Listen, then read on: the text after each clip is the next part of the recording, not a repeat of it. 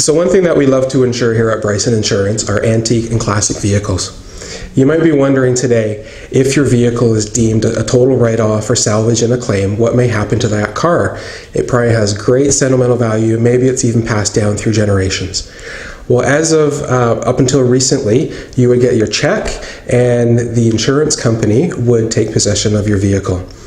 I'm really happy to let you know now there's a new endorsement available from Hagerty Insurance called the Cherish Salvage endorsement, that if your vehicle is deemed salvaged through a loss, you will still get your check the same as you do today, but you will also now be able to keep possession of the vehicle.